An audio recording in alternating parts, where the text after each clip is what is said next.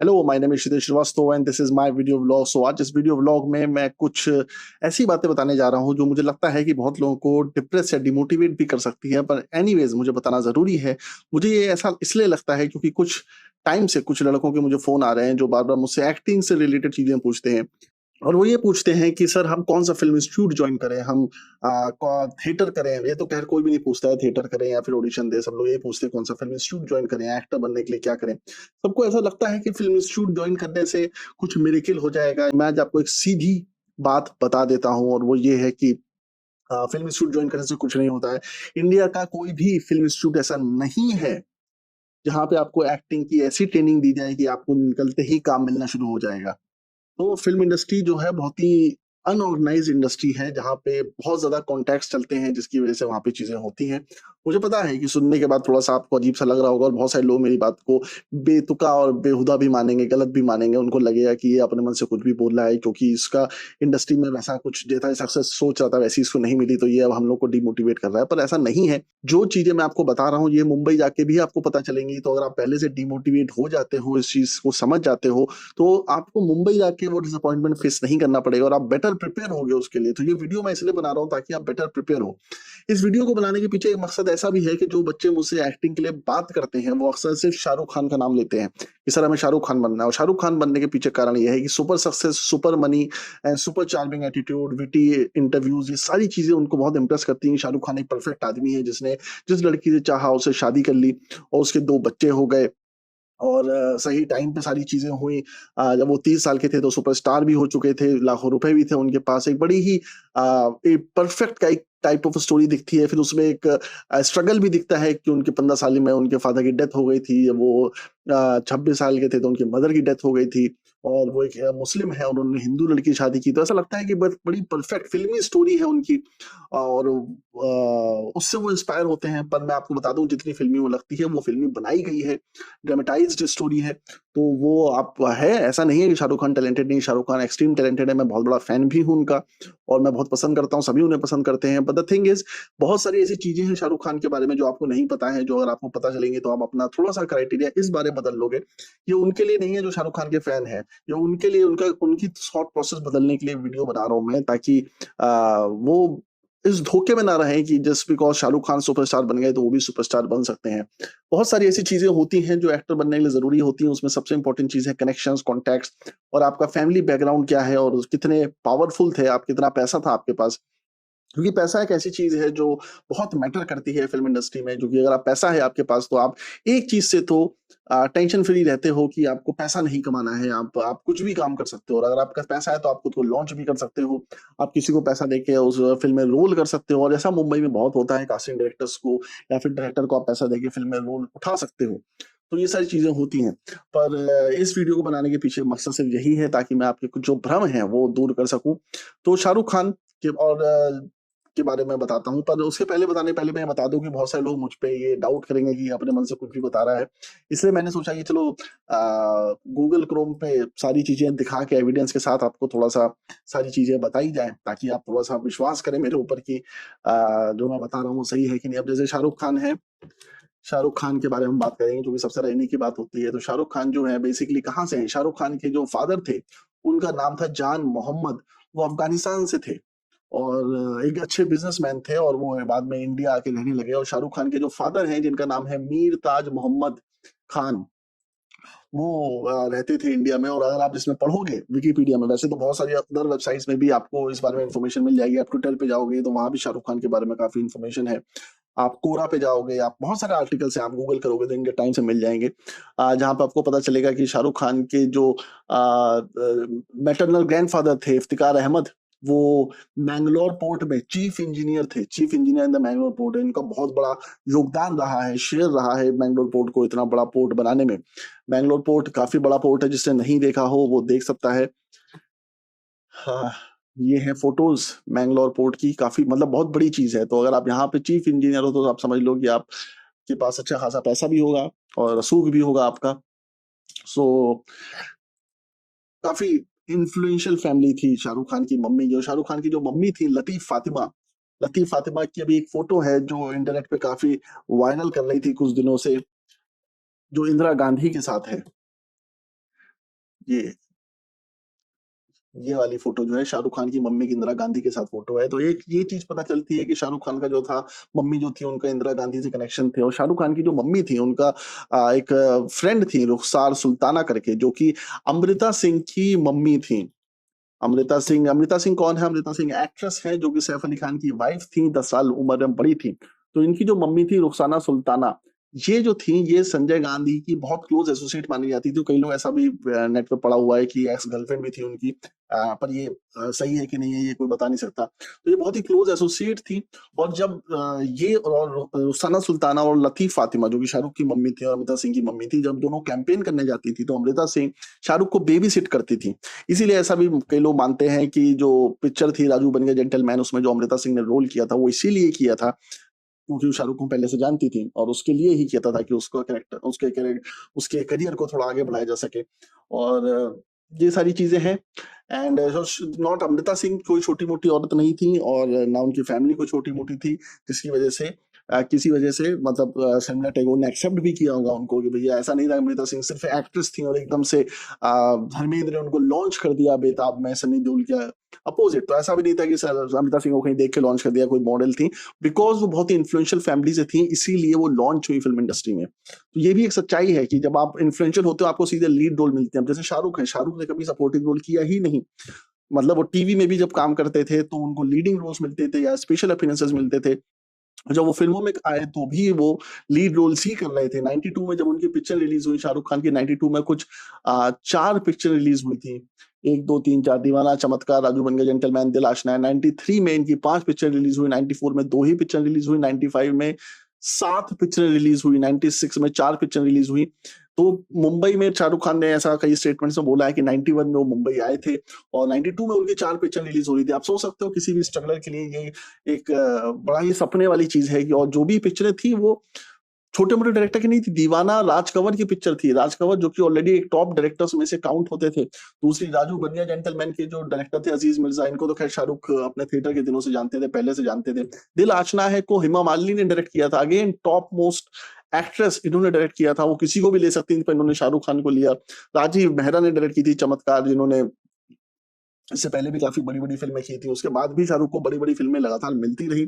तो इसके पीछे भी यही कारण है कि शाहरुख के इन्फ्लुएंस बहुत ज़्यादा थे। इसके पीछे एक और कारण ये भी है कि शाहरुख खान ऑलरेडी दूरदर्शन के बहुत बड़े स्टार थे। तो जो लोग सोचते हैं कि शाहरुख 91 में स्ट्रगल करने के लिए मुंबई आए थे, वो गलत सोचते हैं। रेणुका शहाणे ने अपने एक इंटरव्यू में बताया है कि शाहरुख को देखने के लिए लाखों लोग आते थे। रेणुका शहाणे ऑन शाहरुख खान, अगर आप ये डालोगे तो आपको ऐसे बहुत सारे आर्टिकल मिल जाएँगे जिसमें उन्होंने बताया है कि कैसे शाहरुख को देखने के लिए लाखों लोग आते थे सेट पे, मतलब जब वो टीवी स्टार थे तब भी। तो मतलब शाहरुख खान ऑलरेडी स्टार बन चुके थे और जो पहला शो उनको मिला था फौजी, वो इसलिए मिला था क्योंकि उसके जो डायरेक्टर थे वो लतीफ फातिमा के बहुत अच्छे दोस्त थे। लतीफ फातिमा जो कि शाहरुख खान की मदर हैं। ये कर्नल कुमार कपूर ये जो थे, ये बहुत अच्छे, इनको आपने कई बार एक्टिंग करते हुए भी देखा होगा कई फ़िल्मों में। तो ये जो थे ये शाहरुख के बहुत अच्छे शाहरुख के मम्मी के बहुत अच्छे मित्र थे और इन्होंने फिर शाहरुख को उस तरह से लॉन्च किया। और ये सारे लोग एक ही बात कहेंगे कि अरे हमने शाहरुख के अंदर कुछ देखा। वही लाइन जो है जो अमिताभ के लिए बोलते हैं लोग, ये अमिताभ के अंदर हमने कुछ देखा, इस एक्टर के अंदर हमने कुछ देखा, उस एक्टर के अंदर हमने कुछ देखा। समझ में नहीं आता ये ऐसे एक्टर्स के अंदर ही कुछ क्यों देखते हैं जो ऑलरेडी कनेक्टेड होते हैं, वेल कनेक्टेड होते हैं। या इन्फ्लुएंशियल लोग होते हैं, किसी रोड पे चलते इंसान के अंदर इनको वो चीज़ क्यों नहीं दिखाई देती, मुझे आज तक ये समझ में नहीं आया। ख़ैर, पर वो बोलने वाली बात होती है, जब आप इंटरव्यू में किसी के बारे में बोलोगे तो अच्छा ही बोलोगे, कुछ खराब तो नहीं बोलोगे, भले भरोसा हो चाहे ना हो उस चीज़ के ऊपर। तो ये कुछ इम्पोर्टेंट पॉइंट्स हैं शाहरुख खान की लाइफ़ के। शाहरुख खान के जो फादर थे, वो भी ऐसा नहीं था कि एकदम ही अ फुकरे टाइप के थे, जैसा कई लोग मानते हैं उनके बारे में। वो उन्होंने एमए एलएलबी किया हुआ था। He was highly qualified. उनको 6 लैंग्वेजेस आती थी। ये कुछ लेसन नोन फैक्ट्स हैं उनके बारे में जो आप अगर गूगल करोगे तो आपको मिल जाएँगे। Shahrukh Khan lesser known facts, ये सारी चीज़ें मैं इसलिए दिखा रहा हूँ ताकि बाद में मेरे को गाली ना दो बाद में बैठ के कि अरे शाहरुख क्षितिज तो कुछ ही बोलता रहता है। तो आप ये चीज़ें गूगल करो, आपको खुद ही पता चलेंगी और ऐसा नहीं है कि चीज़ें अवेलेबल नहीं हैं। अरे इसमें तो नहीं है इस आर्टिकल में, बट मिल जाएगा आपको। इसमें देखो मिल जाएगा, शाहरुख खान की फैमिली के बारे में है। हाँ, बहुत सारे article Shahrukh Khan lesser known facts डालिए, फैमिली के बारे में लेसर नोन फैक्ट्स डालिए, आपको सारी चीजें इन्फॉर्मेशन आराम से अवेलेबल है इंटरनेट के ऊपर जो आपको मिल जाएगी। और मैं इसलिए इंटरनेट वाली चीजें बता रहा हूँ, मैं कोई भी ऐसी चीजें नहीं बता रहा हूँ जो मैंने मुंबई में सुनी है। मैंने मुंबई में हजारों चीजें सुनी है, कौन किसके साथ सोता है, किसका खानदान क्या है, किसका की चीज क्या है, वो सारी चीजें मैं आपको नहीं बता रहा हूँ, क्योंकि वो बताऊंगा वो बताना गलत भी है, क्योंकि वो मैंने सुना है, उसका कोई एविडेंस नहीं है मेरे पास। तो यहाँ पे तो मेरे पास एविडेंस है, जो मैं आपको सारी चीजें दिखा रहा हूँ। तो शाहरुख खान के ऑलरेडी बहुत अच्छे कनेक्शंस थे। आप सोचो कितने लोगों के इंदिरा गांधी के देश के प्राइम मिनिस्टर के साथ कनेक्शंस होते हैं, शाहरुख खान के थे। और उनके जो फादर थे, जिनका मैंने बताया, इन्होंने बहुत सारे बिजनेस भी किए थे, फर्नीचर का बिजनेस किया था, रेस्टोरेंट का बिजनेस किया था, एनएसडी में उनकी कैंटीन भी चलती थी। तो ऐसा नहीं था कि सिर्फ एक ही बिजनेस था उनका जहाँ पे वो एनएसडी में कैंटीन चलाते थे, उसके अलावा भी उनके और सारे बिजनेस थे। हालांकि ऐसा मानते हैं, और कई जगह लिखा भी है, शाहरुख ने खुद ही बताया है कि उनके फादर के बिजनेस में बहुत ज्यादा सक्सेस नहीं मिलती थी, पर उसके बाद भी इतना पैसा तो था, क्योंकि जिसने जिसने बिजनेस किया है, आप में से अगर किसी ने किया वो तो उसको पता होगा, बिजनेस जीरो मनी से नहीं होता है। आप सिर्फ सोचो तो बिजनेस स्टार्ट नहीं होता है, उसके लिए आपको काफी कैपिटल चाहिए होती है, और कैपिटल अवेलेबल थी उनके पास, जिसकी वजह से वो करते थे।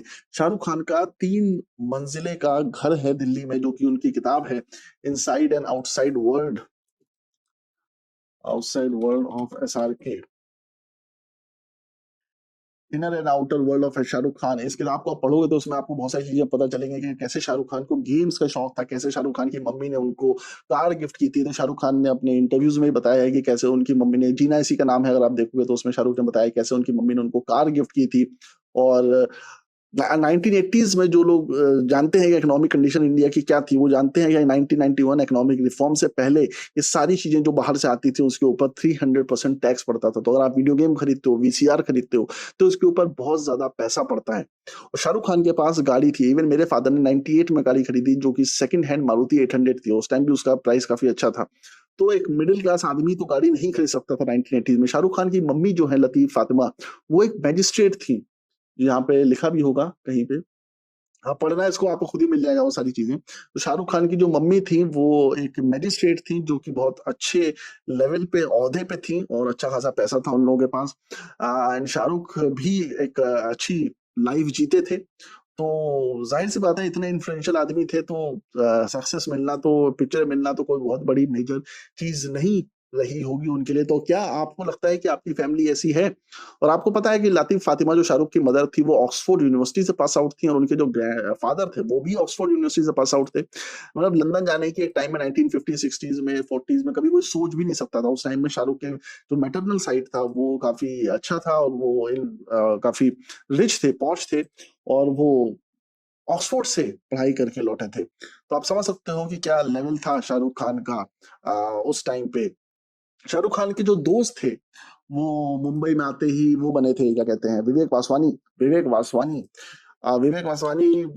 कोलाबा के रहने वाले हैं, मतलब साउथ बॉम्बे में रहते हैं। He is very very rich eight that time also.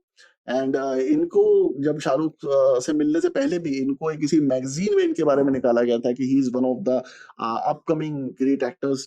And वो सक्सेस इनको नहीं मिली, वो अलग बात है, but he was touted as in one of the magazines that he is the wonder boy of India, because he was very good looking at that time. जब वो जवान थे, जाहिर सी बात है। तो विवेक अवसानी इनके अच्छे मित्र थे। और शाहरुख खान जब मुंबई आए थे तो वो बहुत महंगे, शायद मुझे कंफर्म नहीं है, पर शायद सन एंड सैंड होटल में ठहरे थे, क्योंकि one of the poshest hotel उस टाइम पे मुंबई का माना जाता था, पॉपुलर होटल था, क्योंकि सेलिब्रिटीज वहीं पे रहते थे। और पर वो रह सकते थे, क्योंकि दूरदर्शन में उन्होंने काफी पैसा कमाया था, सुपरस्टार ऑलरेडी थे। तो ये मत समझना कि शाहरुख खान जरा से पैसे लेके मुंबई आ गए थे और उन्होंने वहां पे स्ट्रगल करना शुरू कर दिया। शाहरुख खान खार में गौरी के साथ जिस घर में रहते थे, वो भी प्रीमियम प्रॉपर्टी थी। अभी वो जो घर है उसमें भी लोग रहते हैं, और उसको मतलब बताया, दूर से लोग देखते हैं कि शाहरुख खान यहाँ पे रहा करते थे। खार में एक बिल्डिंग है, उसमें टॉप फ्लोर पे वो रहते थे गौरी के साथ। तो ये सारी चीजें आपको एक चीज बताती हैं कि शाहरुख ऐसा नहीं था कि स्ट्रगल कर रहे थे। शाहरुख के पास ऑलरेडी काम था, शाहरुख के पास ऑलरेडी कनेक्शंस थे, और शाहरुख ऐसा मतलब पैसों को लेके परेशान हो या फिर काम को लेके परेशान हो, ये वाली चीजें भी नहीं थी उनके पास। लगातार काम रहा, लगातार चीजें करते रहे। और जो बैरी जॉन है, अगर आप उनके इंटरव्यूज देखोगे, उनके बारे में पढ़ोगे, तो वो बताएंगे कि शाहरुख खान जब स्टार बन गए तो उनके पास बहुत सारे स्टूडेंट्स आने लगे कि हमें भी शाहरुख खान बनना है, वैसी ट्रेनिंग चाहिए। तो सच्चाई ये थी कि जब शाहरुख खान, बैरी जॉन जो उनके एक्टिंग इंस्ट्रक्टर थे, जिनको वो अपना मेंटर ही मानते हैं, उनके अंडर में काम कर रहे थे, तो बैरी जॉन अपना फेवरेट स्टूडेंट मनोज बाजपेयी को मानते थे, शाहरुख खान को नहीं। और शाहरुख खान को वो कार्टूनिश एक्टर मानते थे, जो सही से एक्टिंग भी नहीं कर पाता है, बस उसको बस शौक है एक्टिंग करने का। तो ये सारी चीजें थी कि वह अच्छे एक्टर नहीं थे, पर अगेन वैसा तो हम अल पचिनो और बाकी एक्टर्स के लिए भी कह सकते हैं जिनको इंस्टीट्यूट से निकाल दिया गया था जब वो एक्टिंग सीख रहे थे कि ये कभी एक्टर नहीं बन पाएंगे, और उसके बाद वो टॉप के एक्टर्स बने। तो एक्टर्स के बनने के लिए अगर आप ये सोचो कि एक्टिंग क्राइटेरिया है, तो वो क्राइटेरिया नहीं है। पर्सनैलिटी है, चार्म है, और कितने कनेक्शन है आपके, वो बहुत बड़ा क्राइटेरिया है। तो ये सारी चीजें मैंने इसलिए आपको बताई ताकि आप ये समझ सको कि भैया शाहरुख खान जो थे वो एक ऑर्डिनरी फैमिली से नहीं थे। और शाहरुख खान के जो मम्मी थी उनको अडॉप्ट किया था शाह नवाज खान ने। बहुत लोगों को ये बात नहीं पता होगी। शाहनवाज खान जो थे वो इंडिया के जनरल थे जो ब्रिटिश आर्मी में काम करते थे, और उसके बाद सुभाष चंद्र बोस से इंस्पायर होने के बाद इन्होंने सुभाष चंद्र बोस की आइडियोलॉजी को अपनाया, और उसके बाद इनके ऊपर बिट्रेयल का केस भी चला, ब्रिटिश इंडिया ने चलाया इनके ऊपर।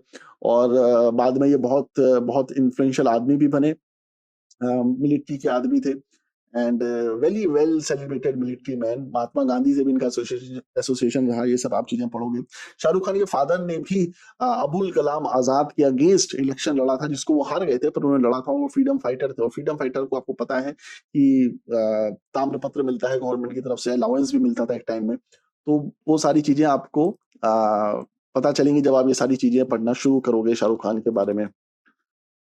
तो कुछ मुझे लगता है कि गलतफहमियां आपकी शाहरुख को लेकर निकली होंगी, और आपको समझ में आएगा कि फैमिली कितनी इंपॉर्टेंट होती है। अगर आप बहुत अच्छी फैमिली से बिलोंग करते हो, तो आपकी तरबियत वैसी होती है, आपके पैसे होते हैं, आपके कनेक्शंस होते हैं, तो आपके लिए कुछ करना थोड़ा सा आसान हो जाता है, बशर्ते उन बच्चों के जो मुझसे बात करते हैं, जो मुझे फोन करते हैं, जो छोटे छोटे गांव से हैं, जो ये सारे सपने देखते हैं। और मुझे डर ये लगता है कि उनके सपने पूरे नहीं होंगे तो वो कितने डिमोटिवेट हो जाएंगे। ये वीडियो उनके लिए बनाया है। मैं ये वीडियो इसलिए नहीं बना रहा हूँ कि आप हताश हो जाओ और आप ये सोचो कि अच्छा हम तो फिर कभी बन ही नहीं सकते क्योंकि हमारे तो इतने अच्छे कॉन्टेक्ट्स ही नहीं है।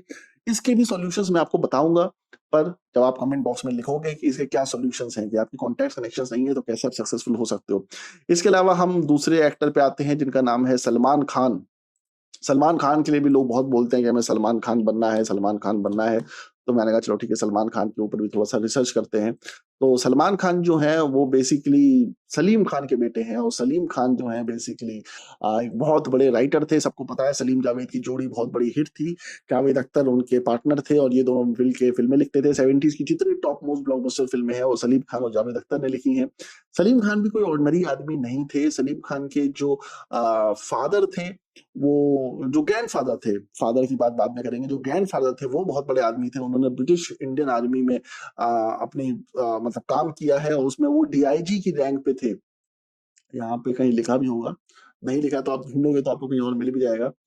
बट सलीम खान के जो ग्रैंड फादर थे वो बहुत ही बड़ी डीआईजी रैंक पे थे, और वो जो रैंक थी वो इंपीरियल इंडियन इंपीरियल सर्विस की टॉप मोस्ट रैंक्स में से थी। मतलब उससे ऊपर आप जा नहीं सकते थे। मतलब सोचो इन ऑल ओवर इंडिया की टॉप मोस्ट रैंक पे हो पुलिस सर्विस की। जो इंडियन इंपीरियल सर्विस, जो आज इंडियन आईएएस है, इंडियन सिविल सर्विस है, उसका इक्विवेलेंट था ब्रिटिश टाइम में। तो उसकी टॉप मोस्ट सर्विस पे थे। तो he was already very very very rich guy and very influential guy. और सलीम खान जब वो थे क्या कहते हैं, और ये प्रिंसली स्टेट से हैं बेसिकली, जैसे कि आप पढ़ लो, he was from an very affluent family.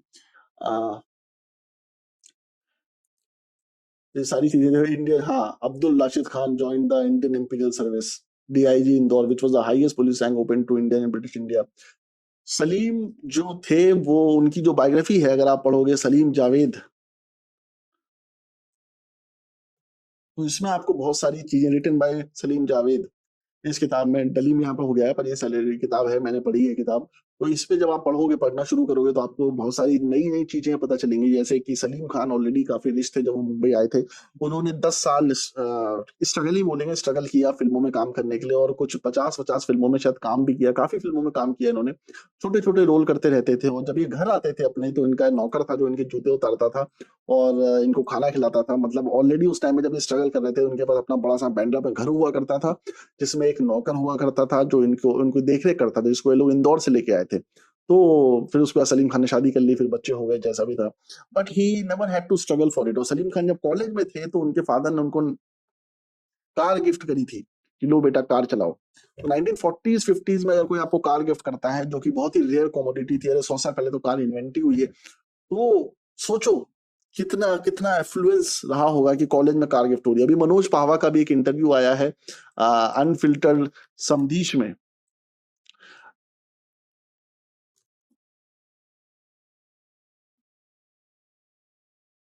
Manoj unfiltered,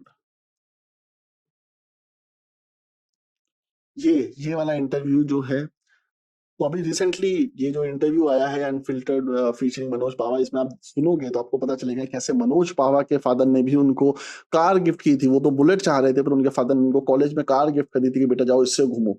मतलब कितने लोग हैं आप में से जो अपने फादर को बोलेंगे कि मुझे बाइक चाहिए और वो उनको कार गिफ्ट कर देगा। तो आप एक चीज समझ में आती है कि अगर फिल्म लाइन में आना चाहते हो, जो कि एक ऐसी फील्ड है जहाँ पे काम मिलने के चांसेस कम है, तो सैलरी भी कई बार नहीं मिलती है, तो पैसे भी नहीं मिलते हैं, और तो आपको एक चीज समझनी पड़ेगी कि बैकअप होना कितना ज्यादा जरूरी होता है। तो अगर आपके पास बैकअप है तो आप बहुत सक्सेसफुल हो जाते हो।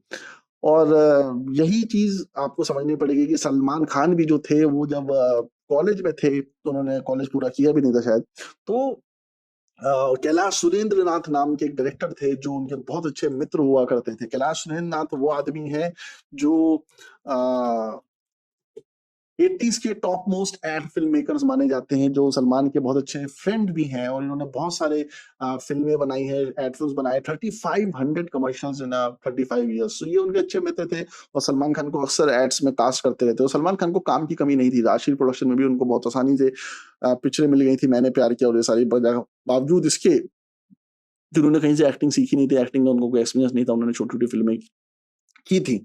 बीवी तो ऐसी, और एक दो शायद फिल्में और की थी जो रिलीज नहीं हुई थी, ऐसा मैंने कहीं पढ़ा था, आई डोंट नो, ढूंढ लेना मिल जाएगा उसके बारे में भी। तो सलमान खान के बारे में तो खैर ज्यादा बताने के लिए इसलिए भी नहीं बता सकते क्योंकि ऑलरेडी आपको पता है कि वो एक बहुत बड़े राइटर डायरेक्टर के बेटे थे। तो जो सलमान खान के फादर के, सलीम खान के जो फ्रेंड थे जावेद अख्तर, जावेद अख्तर भी छोटी मोटी चीज नहीं थे। आपको लगता होगा ना फरहान अख्तर के फादर, जावेद अख्तर आपको नहीं पता है तो आप जान लो कि ये फरहान अख्तर के फादर हैं।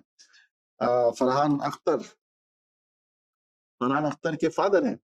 तो जावेद अख्तर जो हैं वो ऑलरेडी एक बहुत बड़े पोएट के बेटे थे जिनका नाम है जान निसार अख्तर।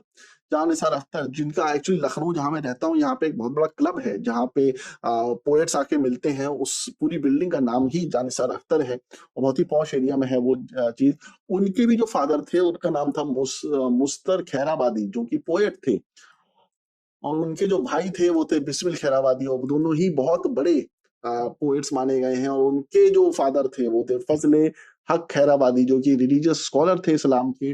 मतलब आप समझ लो कहाँ से चीज चल रही है। 1857 1850 से सारी इनका इनका पूरा लीनियज चलता हुआ आ रहा है ग्रेटनेस का, जिसकी वजह से ये इतने पॉपुलर थे। मतलब 23 साल की उम्र में कौन पिक्चर दे देता जावेद अख्तर को लिखने के लिए। तो सलीम खान उनसे मिले, उन्होंने फिल्में लिखनी शुरू करी। तो ये सब ऐसे लोग थे जो ऑलरेडी वेल कनेक्टेड थे। जब आप इतने टाइम में किसी फील्ड में, आर्ट की फील्ड में काम करते हो, तो जाहिर सी बात है कनेक्शन तो बन ही जाते हैं। So Javed Akhtar also was very well connected when he came to Mumbai and he knew that he will get the work, बशर्ते वो अपना काम अच्छे से करते रहे। तो ये एक बहुत इंपॉर्टेंट चीज है समझने के लिए। उसके बाद हम लोग आते हैं उस एक्टर के ऊपर जो कि इंडिया के ग्रेटेस्ट एक्टर माने जाते हैं, और मतलब उनके बारे में कोई क्या ही बोलेगा कि one of the top most actor. जहाँ पे हम शोले पे आते हैं, शोले से हम लोग अमिताभ बच्चन के ऊपर आते हैं। अमिताभ बच्चन के बारे में सब लोग सब कुछ जानते हैं, सारी चीजें पब्लिक डोमेन में पढ़ी हैं।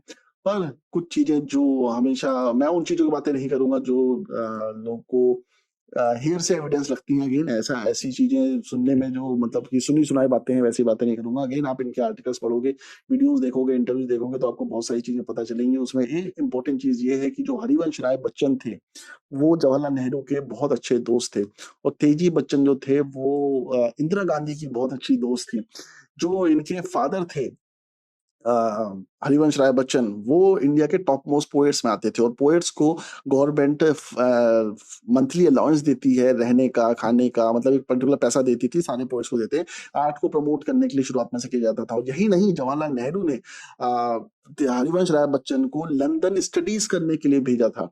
ये जब आप गूगल करोगे सारी चीजें आपको पता चलेंगी। और ये भी पता चलेगा कि इनके रिलेशन इतने अच्छे थे कि अमिताभ बच्चन के बचपन के दोस्तों में राजीव गांधी भी हुआ करते थे। मतलब आप सोच रहे हो कि एक फैमिली है जो कि प्राइम मिनिस्टर की फैमिली के अच्छे दोस्त हैं, कौन रोकेगा उन्हें कुछ भी करने से। मतलब आप समझ रहे हो, अमिताभ बच्चन जब कलकत्ता गए थे तो वो एक बहुत बड़ी कंपनी में काम कर रहे थे कोई बोलता है मर्चेंट नेवी में थे, कोई बोलता है किसी और कंपनी में थे, पर वहाँ पे काम कर रहे थे। और ऐसा बताते हैं कि एयर इंडिया बड़े स्ट्रगल पॉइंट ऑफ व्यू से बताए थे कि अमिताभ बच्चन जो थे वो ऑल ऑल इंडिया रेडियो में रिजेक्ट हो गए थे। और उसके बाद भी उन्हें सत्यजीत रे की भुवन शोम मिल गई थी as a voice over artist. मतलब कौन इतना बड़ा डायरेक्टर होगा जो अपनी फिल्म बनाए अपने पैसों से और उसमें एक्सपेरिमेंट करे इस तरीके का कि एक फेल्ड वॉइस ओवर आर्टिस्ट जिसको जिसको अभी रिजेक्ट किया गया है उसको अपनी फिल्म में वॉइस ओवर का काम दे दे। भैया आपके पास हजारों ऑप्शंस अवेलेबल हैं, प्रोफेशनल्स आपके पास हैं, तो आप एक अननोन लड़के को जिसको आप अभी मिले हो क्यों ये काम दे दोगे, जिसको प्रीवियस एक्सपीरियंस भी नहीं है उस चीज का, क्यों दे दोगे? ख्वाजा अहमद अब्बास ने अमिताभ बच्चन के साथ फिल्म बनाई, वो सात हिंदुस्तानी बनाई थी। ख्वाजा अहमद अब्बास ऑलरेडी बहुत बड़े डायरेक्टर थे, उनके साथ फिल्म करना ही अपने आप में बहुत बड़ी चीज हुआ करती थी। अमिताभ बच्चन लिखते हैं कि मैंने एक लेटर लिखा था ख्वाजा अहमद अब्बास को, उन्होंने मुझे बुला लिया। मैं आपको शर्त लगाता हूँ कि आप इंडिया के जो टॉप 10 डायरेक्टर्स उनको 1 साल तक रोज लेटर लिखो, आपको एक लेटर का रिप्लाई नहीं आएगा। मैंने लिखे हैं बहुत सारे लेटर्स जब अपने कॉलेज में था, कभी रिप्लाई नहीं आया, किसी भी मेल का कभी कोई रिप्लाई नहीं आया। अमिताभ बच्चन के पास इंदिरा गांधी का एक लेटर था जिसको लेके वो मुंबई पहुंचे थे, जिसकी वजह से उनको काम मिलना शुरू हुआ था। और सब जानते थे कि वो कितने इन्फ्लुएंशियल हैं। जया भादुड़ी को अच्छे जानते थे, क्योंकि जया भादुड़ी के जो फादर थे और हरिवंश राय बच्चन थे वो अच्छे दोस्त थे। बहुत लोगों को शायद ये नहीं पता है कि शोले में जो गब्बर का जो कैरेक्टर है वो हरिवंश राय जया भादुड़ी के फादर की एक किताब में कैरेक्टर था डेकॉइड का, उससे इंस्पायर्ड था और तब शोले में डाला गया था। और शोले में अमिताभ बच्चन को भी लिया गया, जया भादुड़ी को भी लिया गया। तो आप समझ लो ये पिक्चर लिखने के टाइम से ही वो सारी चीजें हो रही थी। और सलीम खान ने अमिताभ को रिकमेंड किया, दीवार में भी रिकमेंड किया, जंजीर में भी रिकमेंड किया, शोले में भी रिकमेंड किया। तो he was promoting him like anything. So connections थे, अच्छे कनेक्शंस थे, वरना ऐसे कौन आपको हर पिक्चर में लेता रहता है। तो ये सारी चीजें हैं जो हमको समझनी पड़ती हैं कि आपको कहाँ कहाँ से हेल्प मिलती है। महमूद ने भी आप इंटरव्यू देखोगे तो वो बताते हैं कि कैसे बॉम्बे टू गोवा फिल्म में अमिताभ बच्चन रोने लगते थे सेट पे कि मुझे नहीं हो पाएगा महमूद भाई, मुझसे मुझसे एक्टिंग नहीं हो पाएगी, मुझसे डांस नहीं हो पाएगा, मैं नहीं कर पाऊंगा। और ये उसको मोटिवेट करते थे कि तुम करो। कौन अपने पैसे लगा के एक ऐसे आदमी को लॉन्च करेगा जो उसको जिसको उस काम में लग रहा है कि उसका कॉन्फिडेंस ही नहीं है। आप अगर मुंबई में जाओगे, मैं ये क्यों बता रहा हूँ, क्योंकि जब आप मुंबई में जाओगे और जाके कोई टीवी शो करोगे या फिर कोई फिल्म करोगे तो आप एक अलग चीज नोट करोगे। अगर आपने गलती से फंबल भी कर दिया या डायरेक्टर से थोड़ी बदतमीजी भी कर दिया, आप रोने लग गए, आपने दिखाया कि आपके अंदर कॉन्फिडेंस नहीं है, तुरंत सेट से बाहर उठा कर दिया जाओगे। तो एक आम आदमी को वो प्रिविलेज भी नहीं है कि वो अपने वीकनेस किसी को दिखा सके। पर अमिताभ बच्चन अपनी वीकनेस दिखाते थे, लोग फिर भी उनको गोद में उठा के पिक्चर करवाते थे। वरना 13 फिल्में 4 साल में फ्लॉप देने के बाद भी उनको लगातार फिल्में मिलती रही। और जो 13 फिल्में उन्होंने करी 4 साल में, वो भी छोटे मोटे डायरेक्टर्स की नहीं थी, बड़े प्रोडक्शन हाउसेस की थी जिसके उनको पैसे मिलते थे। और महमूद ने उनको कई फिल्मों में साइन भी करवाया। खुद अमिताभ बच्चन ने ऐसा बताया है जिसमें उनको पैसे मिलते थे और कई बार वो फिल्में नहीं बनती थी। 3-3 हजार रुपए, मतलब 3 हजार रुपए आज 1950 60 70s का आप सोच लो अभी का क्या होगा। तो वो पैसा मिलता था, साइनिंग मिलती थी अमिताभ को without showing his talent, without doing anything. So that can only happen when you have great connections. और ऐसा नहीं कि हरिवंश राय बच्चन ने भी एफर्ट नहीं किया अमिताभ बच्चन के लिए। हरिवंश राय बच्चन भी पृथ्वीराज कपूर के पास गए थे, उनसे मिलते थे और उसको बोलते थे कि मेरे बच्चे को कास्ट कर लो। और पृथ्वीराज कपूर ने उनको बोला भी था कि मैं करूंगा ऐसा वैसा करके, मतलब उनको शायद उस टाइम पे दिखाओ, शायद ना दिखाओ अमिताभ बच्चन के अंदर वो टैलेंट, बट उन्होंने बोला था। मतलब कि ये चीजें ऑलरेडी चल रही थी। अमिताभ बच्चन को रैंडमली ऐसा कुछ नहीं मिला था। अमिताभ बच्चन जब मुंबई आए थे तो वो बहुत ही पॉश सोसाइटी में रहते थे और शत्रुघ्न सिन्हा जिनके पास अपनी कार थी, कार का मैं जिक्र इसलिए कर रहा हूँ क्योंकि कार अगर किसी के पास है तो कार एक लग्जरी आइटम होता है। ठीक है, मतलब जब आप घर से समृद्ध हो, आपके पास खाने पीने का टेंशन खत्म हो जाए, आपके पास रहने का टेंशन खत्म हो जाए और आपके पास एक्स्ट्रा पैसे पड़े हैं, तब आप कार खरीदते हो। तो एक आम आदमी के लिए कार अभी भी लग्जरी आइटम है, मतलब वो नेसेसिटी नहीं है। मेरे मेरे खुद के बहुत जानने वाले हैं जिनके पास आज तक कोई कार नहीं रही है। 1970s 60s में उनके पास कार हुआ करती थी। शत्रुघ्न सिन्हा के पास रेखा, जया भादुड़ी, ये सब एक ही ग्रुप के थे, अच्छे दोस्त हुआ करते थे, एक दूसरे से मिलते जुलते रहते थे और फिल्में करते रहते थे। शत्रुघ्न सिन्हा ऑलरेडी एस्टैब्लिश हो चुके थे, एफटीआई से आए थे और फिल्में करने लगे थे और काफी अच्छा काम उनको मिलता रहता था। अमिताभ बच्चन भी साथ में उनके काम करने लगे, काफी फिल्मों में उन्होंने साथ में काम किया। तो आप समझ लो एक पॉश सोसाइटी में रहते थे जहाँ कोई टेंशन नहीं था। पर आजकल जो स्ट्रगलर हैं, जो हम लोग नॉर्मल स्ट्रगलर होते हैं, उनको आधा टाइम यही टेंशन रहता है कि खाने का खर्चा कहाँ से होगा, रहने का खर्चा कहाँ से होगा, अगले दिन का पैसा कहाँ से आएगा। तो पैसा पैसा पैसा पैसा पैसा ही तो प्रॉब्लम है सारी। अगर पैसा होता, कनेक्शंस होते तो कोई भी कुछ भी बन सकता था। तो ये एक सच्चाई है। तो अब इसमें हम कुछ नहीं कर सकते। और आपको शायद ये नहीं पता होगा कि जंजीर बनने से पहले अमिताभ ज़ंज़ी रिलीज़ नहीं हुई थी अभी, सो अमिताभ बच्चन सुपरस्टार नहीं बने थे, उससे पहले इन्होंने डिसाइड किया था कि चलो लंदन घूमने चलते हैं। लंदन घूमने चलते हैं, मतलब आप समझ रहे हो? लंदन घूमने जा रहे थे लोग। तो ऐसे में आप सोचो, आप मतलब आप सोचते हो कभी ऐसे कि घर पे बैठे हैं, चलो लंदन घूमने चलते हैं? पर नहीं, उन्होंने ऐसा सोचा है कि हम लंदन घूमने चलते हैं, सब लोग पार्टी करते हैं, ऐसा-वैसा करते हैं। अभी अभी फ़िल्में हिट नहीं हुई हैं, तो आपको टेंशन होगा, पर इनको टेंशन नहीं था। इनको पता फ़िल्में तो मिलती रहेंगी, करियर तो चलता रहेगा। चलो लंदन घूम के आते हैं। अब ये लंदन घूमने जा ही रहे थे, तो उनके माँ-बाप ने कहा, "ये कैसे जा रहे हो?" तो उन्होंने बोला, "वो दोस्त जा रहे हैं, जया भी जा रही है।" तो उन्होंने कहा, "जया के साथ अगर तुम घूमने जा रहे हो, तो शादी करके जाओ, बिना शादी के मत जाओ।" तो दोनों की शादी हुई, फिर इनको भेजा गया लंदन और ये लोग लंदन अपना घूमने गए, मज़े किए, जो भी हुआ। उसमें हम क्या ही बोल सकते हैं। सो कहने का मतलब ये है कि इतना पैसा था कि आप लंदन घूमने जा रहे हो। मतलब मुझे भी मुंबई में ऐसे लोग मिलते हैं थे, जब मैं एडी का काम कर रहा था, जिसमें ये बताते थे लोग कि अ, हम लंदन वहाँ सॉरी हम शिकागो घूमने जा रहे हैं। तो मैं सोचता था कि शिकागो घूमने कौन जाता है? मतलब दुबई घूमने जा रहे हैं। ऐसे-ऐसे लोग मुझे ऐसे लोग मिलते थे जिनके फादर के 5-5 6-6 कारखाने थे कि दुबई घूमने जा रहे हैं। सुबह जाएँगे, शाम को लौट आएँगे। मतलब 1-2 लाख रुपए खर्च करके आप सिर्फ़ घूमने जाते हो। तो जब आप ऐसे लोगों से मिलते हो, देन आपकी बुद्धि काम नहीं करती हुई आपने ऐसे लोगों से कभी बात भी नहीं करी है। जो ऐसा प्लान कर रहे होते हैं सेट पे बैठे हुए एडीज़ प्लान कर रहे होते हैं कि काम करते हैं यार, 2 महीने बाद ये फ़िल्म शूट खत्म हो जाएगी। दिसंबर में क्या कर रहे हो तुम? न्यू ईयर कहाँ मनाओगे? न्यू ईयर यहाँ, अच्छा वहाँ ऐसा काम करते हैं, शिकागो चलते हैं। न्यूयॉर्क में न्यू ईयर मनाते हैं, ठीक है? वहाँ मतलब इस तरह की बातें आपकी बुद्धि के ऊपर निकल जाती है, क्योंकि आप आपके लिए सारी चीज़ें बहुत वैल्यूएबल होती हैं। आप बहुत वैल्यू देते हो कि मैं अमेरिका जाऊँगा, कोई सोचता है मैं यूरोप जाऊँगा, मैं लंदन जाऊँगा, मैं यहाँ ये करूँगा। पर इनके लिए नॉर्मल है। तो फ़िल्म इंडस्ट्री में ऐसे लोग आपको मिलेंगे, जो ऐसा चीज़ें करते रहते हैं। सो ये अमिताभ बच्चन के बारे में कुछ चीज़ें मैं बताना चाहता था आपको, जो मैंने बता दी। आई होप आपको थोड़ी-सी सही लगी होगी। और भी कुछ एग्ज़ाम्पल्स हैं जो लोग देते रहते हैं, उसमें एक नाम आता है इन साहब का, अक्षय कुमार। अक्षय कुमार। तो अक्षय कुमार जो थे, जो हैं, ये भी अपने जो स्ट्रगल की कहानियाँ हैं, बहुत बढ़ा-चढ़ा के बताते हैं, पर अब मैं आपको थोड़ा-सा इनका स्ट्रगल के बारे में चीज़ें बताता हूँ कि अक्षय कुमार के जो फ़ादर थे, वो आर्मी मैन थे, जो कि आप इसमें पता कर लोगे। ये एक आर्मी ऑफ़िसर थे, तो आर्मी ऑफ़िसर के भी अच्छे खासे प्रिविलेजेज़ होते हैं, अच्छा खासा पैसा वो लोग भी कमाते हैं, उसके बाद जल्दी रिटायरमेंट हो जाता है। फिर रिटायरमेंट के बाद वो यूनिसेफ में अकाउंटेंट बन गए थे। यहाँ पे कहीं लिखा होगा, यूनिसेफ में अकाउंटेंट बन गए थे, व्हिच आई बिलीव कि अच्छा खासा पैसा उनके पास था, अच्छा खासा पैसा मिलता होगा। पैसे पे मैं इसलिए फ़ोकस कर रहा हूँ, जो कि मेरे जो बंदे हैं, जो मुझे फ़ोन करते हैं, सब्सक्राइबर्स हैं, जो मुझे फ़ोन करते हैं, जो मेरे वीडियोज़ देख के, उनमें से किसी के पास कभी पैसा नहीं होता। उनका सबसे मेजर प्रॉब्लम यही होता है कि ना सर कॉन्टैक्ट है, ना पैसा है। तो मैं तुम्हें यही बार-बार बताने की कोशिश कर रहा हूँ कि ये लोग वो थे जिनको तुम एडमायर करते हो, जिनके पास कॉन्टैक्ट भी था और पैसा भी था। और इसीलिए ये स्टार बन पाए। तो ये 2 चीज़ें ही तो मिसिंग है तुम्हारे पास। तुम लोग बाकी चीज़ों में फ़ोकस करते हो, पर ये 2 चीज़ें अगर तुम्हारे पास होंगी तो वैसे ही सक्सेसफुल हो जाते। तो अक्षय कुमार के पास दोनों चीज़ थी। Don Bosco school Matunga, one of the top schools, उसमें पढ़ते थे ये। फिर अच्छा, इनका जो विकिपीडिया है वो कुछ अजीब-सा है।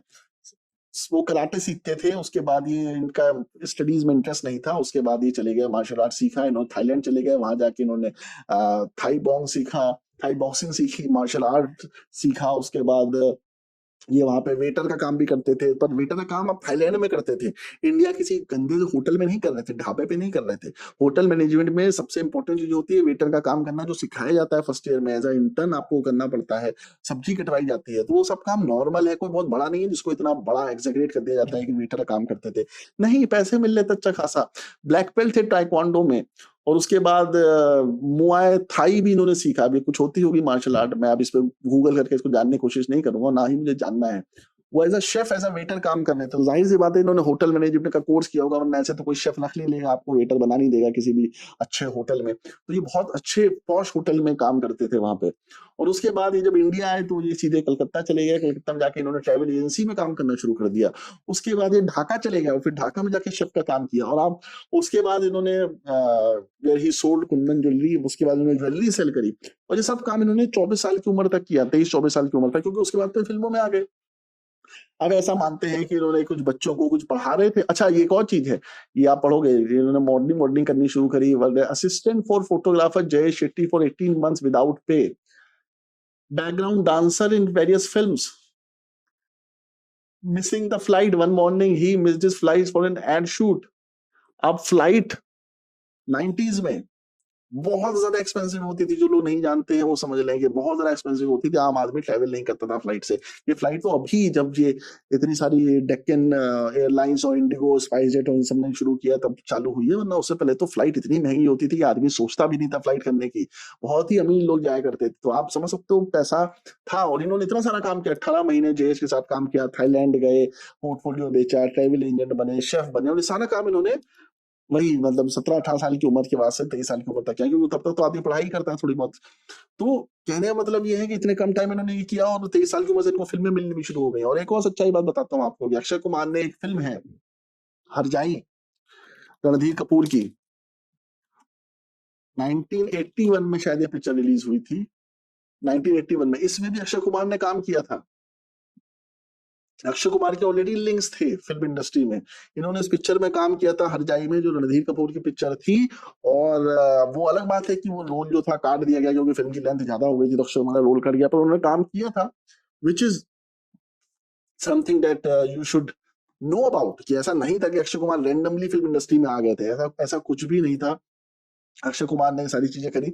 और अक्षय कुमार और इनके बारे में जैकी श्रॉफ दोनों ये कहानियां बताते हैं कि हम रोड पे खड़े थे और हमारे किसी बंदे ने हमको नोटिस किया, उन्होंने कहा जाके तुम मॉडलिंग क्यों नहीं करते, और हमने मॉडलिंग करनी शुरू कर दी, उसका हम मॉडल बन गए।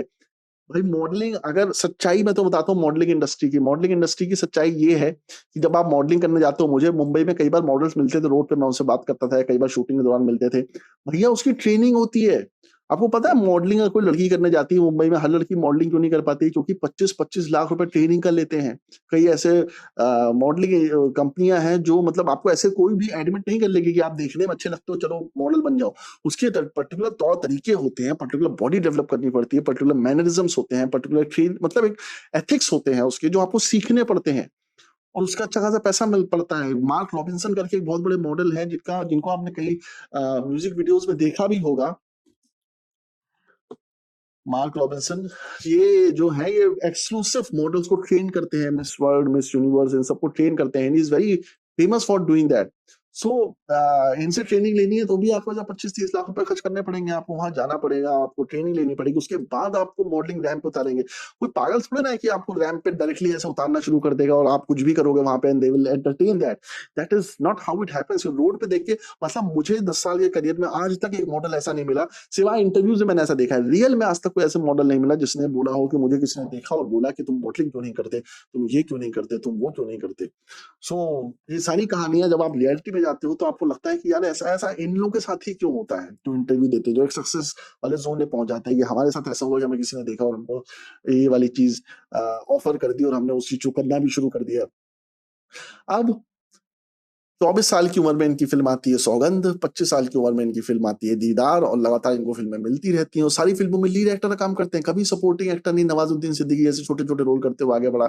आप जिस भी ऐसे एक्टर के बारे में पढ़ोगे जो अपने दम पे आया है, वो छोटे छोटे रोल करते करते बड़े रोल मिले हैं। पर ये सारे एक्टर जिनकी मैं बात कर रहा हूँ, इनको सीधे सीधे लीड रोल मिलना शुरू किया। लीड रोल का प्रॉब्लम ये है कि जब कोई आदमी एक फिल्म बनाता है जिसमें किसी को लीड रोल ऑफर करता है, तो उसमें उसको बहुत पैसा खर्च करना पड़ता है। तो वो पैसा या तो वो ऐसे एक्टर पे खर्च करेगा जो बैंकेबल है, जिससे पैसा रिटर्न आए, वरना किसी को शौक नहीं है अपना पैसा ऐसे वेस्ट करने का, सिर्फ आर्ट के लिए आर्ट क्रिएट करने का, ऐसा किसी को शौक नहीं होता है। और ये वो सच्चाई है जब आप मुंबई जाते हो आपको अगेन पता चलती है। ठीक है। अब ये मैं इसलिए बता रहा हूँ क्योंकि कई लोग गलतफहमी होती है और लोग सोचते हैं कि नहीं दुनिया में ऐसे भी तो लोग होंगे जो ऐसे ही फिल्म बना रहे हैं। ऐसा कोई नहीं है, कोई भी नहीं है जो बनाया। और क्यों बनाएगा, मतलब आप होते तो बनाते। अपने ऊपर रख के देख लो ना, अगर आपके पास पैसे पड़े होते तो क्या आप रैंडम लड़के को रोड से उठा के उसको पिक्चर देना शुरू कर देते कि जैकी श्रॉफ बड़ा अच्छा लग रहा है मेरे को, सुभाष घई ने कहा चलो पिक्चर बना देता हूँ, कार्तिक आर्यन बड़ा अच्छा लग रहा है चलो प्यार का पंचनामा बना देता हूँ। नहीं, ऐसे नहीं होता है।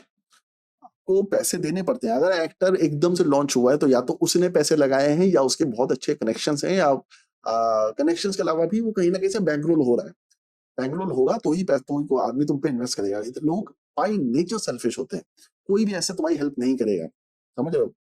तो ये था अक्षय कुमार के बारे में जो मैं आपको बताना चाहता था। और एक किताब है रामसे ब्रदर्स की, इसका नाम है डोंट डिस्टर्ब द डेड, जिसके बारे में आपको दिखाता हूँ। डोंट डिस्टर्ब द डेड, ये रामसे ब्रदर्स के बारे में जिसको नहीं पता है वो जान ले। रामसे ब्रदर्स इंडस्ट्री के टॉप मोस्ट डायरेक्टर्स थे जो हॉरर फिल्म बनाते थे। जी हॉरर शो भी इन्होंने बनाया है। इस किताब में मेंशन है कि कैसे अक्षय कुमार के उनके साथ काम ना करने की वजह से उनको हार्ट का दौरा पड़ा, किशोर से उनकी डेथ हो गई। बट द मेन चीज ये थी, इस जो किताब में मुझे जो टेक आउट था मेरे लिए, वो ये था सबसे इम्पोर्टेंट कि इस अक्षय कुमार को बनाने में रामसे ब्रदर्स का बहुत बड़ा हाथ था। उन्होंने बहुत मेहनत की थी और लगातार उनको प्रमोट करते थे, उनको फिल्में भी ऑफर करते थे और उनको लोगों से मिलवाते भी रहते थे। तो रामसे ब्रदर्स जो कि टॉप डायरेक्टर्स थे, वो अक्षय कुमार को लोगों से मिलवाते रहते थे, जैसा किताब में लिखा हुआ है। तो अब मुझे नहीं पता कितना सही है कितना गलत है, बट अक्षय कुमार के ऑलरेडी कॉन्टेक्ट थे इंडस्ट्री में, तभी उनको फिल्में मिलनी शुरू हो गई, वरना ऐसे कोई फिल्म नहीं बनाता है। और अक्षय कुमार का एक आप फिल्म देखोगे, एक छोटा सा कट भी पड़ा हुआ है जिसमें अक्षय कुमार कराटे कर रहे हैं, छोटा सा कट है। अगर आप अब इसकी साइकोलॉजी क्या है, ये क्यों मैं बता रहा हूँ, इसके पीछे ये बता रहा हूँ कि आज के जमाने में जब डिजिटल सिनेमा होता है, तो डिजिटल सिनेमा में जब आप शूट करते हो तो आपको कुछ पैसे नहीं जाते। और उस टाइम में 90s में जब आप एक रील भी शूट करते थे ना, तो 12 मिनट की एक रील होती थी जो कि 7-8 हजार रुपए की आती थी। उस टाइम शायद आती होगी 2 हजार रुपए की, पर वो बहुत महंगी होती है। तो आप उसके फ्रेम्स वेस्ट नहीं करते हो, आप किसी एक्टर को इंडिपेंडेंट शूट नहीं करते हो, आप इंडिपेंडेंट शूट करके उसके ऊपर फोकस करके प्रोड्यूसर के पैसे वेस्ट नहीं करोगे कि उसके शौक के लिए आप शूट कर रहे हो। नहीं, बहुत पैसे खर्च होते हैं, उसको कन्वर्ट करना पड़ता है, उसके नेगेटिव्स बनवाने पड़ते हैं, बहुत सारी चीजें होती हैं। तो ये सब चीजें जब आप पढ़ते हो तो आपको आपके दिमाग में शक होना शुरू होता है कि भाई ऐसे कैसे एकदम से किसी को लीड रोल मिलने शुरू हो जाते हैं, एकदम से मॉडलिंग असाइनमेंट्स मिलने शुरू हो जाते हैं, एकदम से पैसा मिलना शुरू हो जाता है, वो फ्लाइट में ट्रैवल करना शुरू कर देता है। वो ऑलरेडी कभी बांग्लादेश ट्रैवल कर रहा है, कभी यहाँ ट्रैवल कर रहा है, कभी वहां ट्रैवल कर रहा है। बट ट्रैवल करोगे तो होटल का खर्चा पड़ेगा, रहने का खर्चा पड़ेगा, सारी चीजें पड़ेंगी। वो कौन देता था, कहाँ से आता था? वो तभी आ सकता है जब आपके पास पैसे हो। आप में से कितने लोग हैं जो आज जेब में 1 लाख रुपए 2 लाख रुपए लेके निकल जाएंगे घूमने के लिए? नहीं निकल सकते। या जॉब के लिए अप्लाई करेंगे तो तुरंत जॉब मिल जाएगा? उस टाइम भी नहीं मिलता था, इस तरह से जॉब नहीं मिलता है। सो ये सारी चीजें मैं आपको बताना चाहता था। अब इसके बाद कई लोग आमिर खान का भी जिक्र करते हैं, भैया तीसरे खान है। आमिर खान के बारे में तो वैसे सबको पता है कि फिल्म फैमिली से ही है। इनके जो नाना जी थे वो नासिर हुसैन थे, उनके जो फादर हैं वो ताहिर हुसैन हैं। वो भी अपने आप में एक फिल्म प्रोड्यूसर थे, उन्होंने ये सारी फिल्में कारवां, अनामिका, मदहोश, जख्मी ऐसी फिल्में प्रोड्यूस की हैं। इनके जो नाना थे वो बहुत बड़े डायरेक्टर थे। और वो जो थे नासिर हुसैन, उन्होंने यादों की बारात जैसी फिल्म बनाई है। और क़यामत से क़यामत जो इनकी पिक्चर है, प्रोड्यूस भी की है। और इनके जो क़यामत से क़यामत के डायरेक्टर थे वो भी आमिर खान के रिश्तेदार थे, मंसूर खान, जो कि काफी एजुकेटेड आदमी हैं, जो यूएस से पढ़ के आए थे। इन्होंने आईआईटी बॉम्बे से पढ़ाई करी है, कॉर्नेल, एमआईटी, हर जगह से पढ़ाई करी है। उसके बाद ये इंडिया में आए थे। Is very educated guy, very intelligent गाय। उन्होंने फिर क़यामत से क़यामत तक बनाई, जो कि नासिर हुसैन ने प्रोड्यूस की थी। आमिर खान उसके बाद स्टार बन गए। आमिर खान ने उससे पहले एक पिक्चर की थी, शुरुआत में असिस्ट कर रहे थे, और उसके बाद एक फिल्म की थी राख, होली, सॉरी होली, होली जो थी वो एक प्ले पे बेस्ड थी, और उसको केतन मेहता ने, जो कि अच्छे डायरेक्टर थे, उन्होंने डायरेक्ट किया था। फिर उनको एक और पिक्चर मिली राख करके, जो आदित्य बासु भट्टाचार्य ने डायरेक्ट की थी। अगर इनकी फिल्मोग्राफी दिखती है तो मैं आपको दिखाता हूँ। तो राख जो थी, मधोश 1973 में इन्होंने काम किया, 1974 में मधोश में काम किया, 1983 में शॉर्ट फिल्म करी मंजिल, मंजिल में असिस्टेंट डायरेक्टर थे। होली केतन मेहता ने डायरेक्ट की थी। क्या से राख पहले बनी थी, रिलीज बाद में हुई, क्योंकि बहुत लो बजट पिक्चर थी। इसको आदित्य बासु भट्टाचार्य ने बनाया था। आदित्य बासु भट्टाचार्य के बेटे हैं। मैं उनसे मिला हूँ मुंबई में, उनके घर भी गया हूँ। काफी अच्छे इंसान है, काफी हम लोग काफी बातें करते थे। And this is a thing. तो इसमें संतोष सिवान डीओपी थे। तो जिसने नहीं पेलक्यू पिक्चर इसको देखी हुई, संतोष सिवान का काम था इसमें। श्रीकर प्रसाद इसमें एडिटर थे। तो सारे टॉप मोस्ट जो टेक्नीशियंस थे वो इसमें इस पिक्चर में थे। हालांकि उस टाइम पे टॉप मोस्ट नहीं रहे होंगे, क्योंकि इन लोगों ने अपना काम शुरू ही किया था, बट यहाँ से इनका करियर निकला है। तो आमिर खान का ये था कि इस तरह का इनका हिस्ट्री था, मतलब कि वेल नोन फैमिली से आते हैं, तो उनको तो स्टार बनना ही था। अब इसके बाद जिन एक्टर की सबसे ज्यादा बात होती है, उसमें मैं अक्सर नाम सुनता हूँ एक एक्टर का, जो आजकल बहुत क्रेज बना हुआ है, जिसका नाम है रणवीर सिंह। रणवीर सिंह रणवीर सिंह के बारे में आपको शुरुआत से बताता हूँ, और रणवीर सिंह के साथ मेरे कुछ पर्सनल एक्सपीरियंस भी हैं। रणवीर सिंह की आपको नहीं पता होगा कि दादी कौन है। रणवीर सिंह की दादी का नाम था चांद बर्क। चांद बर्क एक टॉप मोस्ट इंडियन एक्ट्रेस थी आजादी से पहले, और आजादी के बाद वो इंडिया आ गई और इंडिया में आके रहने लगी। उसके बाद उनको काम मिलना थोड़ा सा कम हुआ। इनको डांसिंग लिली ऑफ पंजाब भी कहा जाता था। She was that popular, she was very very, मतलब बहुत सारी फिल्में करी थी इन्होंने। उसके बाद इन्होंने आके राज कपूर के साथ बूट पॉलिश पिक्चरें और काफी यहाँ पे छोटी मोटी पिक्चरें करी। यहाँ पे बहुत ज्यादा सक्सेसफुल नहीं रही हूँ, पर जब लाहौर लाहौर में बहुत ज्यादा सक्सेसफुल एक्ट्रेस थी। तो अगेन जो लोग कहते हैं ना कि रणवीर सिंह के कोई बैकग्राउंड नहीं है, वो किसी को जानते नहीं थे, मतलब वो एकदम से फ़िल्म इंडस्ट्री में आए, तो वो भी गलत है क्योंकि इनके जो फादर हैं जगजीत सिंह भवनानी, उनके बहुत बड़े बिज़नेसेस हैं। रणवीर सिंह बहुत रिच थे, यूएस से स्टडी करी इन्होंने, फिर यहाँ पे आके कॉपी राइटिंग करी, इनको कमाने-वमाने का कोई टेंशन नहीं था। बॉम्बे में इनका बंगलो है, मुंबई में इनका अपना, जो फादर के थ्रू है, और इन्होंने अपना बंगलो तो अभी लिया ही है, जो पैसों से ये लेते हैं। और मैं मुझे कंफर्म अंदर की चीजें नहीं पता है, ये हेयरसे एविडेंस भी हो सकता है, पर मुझे 100% पता है कि बैंड बजा बारात में रणवीर सिंह का ही पैसा लगा था, जिसकी वजह से वो पिक्चर बनी है, वरना उनको ऐसे लॉन्च नहीं किया जाता। क्यों लॉन्च करेंगे कैसे आदमी को? खैर, अब आप सोचोगे क्यों लॉन्च करेंगे, और अर्जुन कपूर से इनकी इतनी अच्छी दोस्ती क्यों है? अर्जुन कपूर से इनकी अच्छी अच्छी दोस्ती इसलिए है क्योंकि ये रिलेटेड है एक दूसरे से। जो रणवीर सिंह के जो रिलेटिव्स है, जो मम्मी है रणवीर सिंह की, जो मदर है वो उनका नाम है अंजू भवनानी, और जो सोनम कपूर की, जो अर्जुन कपूर की मम्मी है, उनका नाम है सुनीता कपूर। ये दोनों आपस में कजन हैं। तो सच्चाई ये है कि रणवीर कपूर के जो दादा, रणवीर सिंह, बार बार कपूर निकल आता है, रणवीर सिंह के दादाजी जो है, और सोनम कपूर अर्जुन कपूर की जो नानी है, वो एक्चुअली में ब्रदर एंड सिस्टर थे, भाई बहन थे। तो ऐसा नहीं कि रणवीर सिंह कनेक्टेड नहीं है फैमिली से, ये फिल्म फैमिली से ही आते हैं। तो इसलिए आपको ये चीज समझनी पड़ेगी। चांद बर्क जो थी, जो डांसिंग लिली मानी जाती थी, उनकी जो सेकंड मैरिज थी, पहली मैरिज तो जो सेकंड मैरिज थी वो सुंदर सिंह भवनानी से थी, जो कि एक बहुत रिच बिजनेसमैन थे। उनके बेटे हैं जगजीत सिंह भवनानी, और उनके बेटे हैं रणवीर सिंह भवनानी। तो आप ये समझो कि रणवीर सिंह के दादाजी ऑलरेडी एक बहुत बड़े प्रोड्यूसर थे, एक रिच बिजनेसमैन थे और एक प्रोड्यूसर थे। रणवीर सिंह की जो क्या कहते हैं, दादी थी, वो बहुत बड़ी एक्ट्रेस थी। रणवीर सिंह के फादर बहुत बड़े बिजनेसमैन है, रिच बिजनेसमैन है। और मुंबई में जब मैं शुरुआत में नया पहुंचा था, तो मैं एक डायरेक्टर के यहाँ काम कर रहा था। वहां पे उनको एक ऑफर आया था रणवीर सिंह को लॉन्च करने का। उन्होंने बताया था कि एक हीरो के व्यापारी का लड़का है। अब इनके फैमिली में कौन हीरो का व्यापार करता है मुझे पता नहीं, पर गुजराती है कोई तो करता ही होगा। तो देवर ऑल फैमिली वाला रिच, मतलब फैमिली में सब रिच हैं रणवीर सिंह के। सो उसको लॉन्च करना था, और डायरेक्टर ने उस टाइम पे कुछ एटीट्यूड में मना कर दिया था। तो बाद में मैंने देखा 1 साल 2 साल बाद बैंड बजा बारात आ रही है, और पिक्चर बहुत बड़ी हिट भी हो गई। कहने का मतलब ये है कि जो लोग रणवीर सिंह को ये बहुत मानते हैं कि ये जो है, ये बहुत क्या कहते हैं, महान एक्टर है, और इनको उन्होंने कोई स्ट्रगल नहीं किया है, तो वो फिर गलत फहमी है आपकी। ठीक है, ऐसा कुछ नहीं है। Ranveer Singh already well connected थे फैमिली से, इनकी फैमिली में ये सारे लोग थे, और कपूर फैमिली से इनका काफी अच्छा रिलेशन है।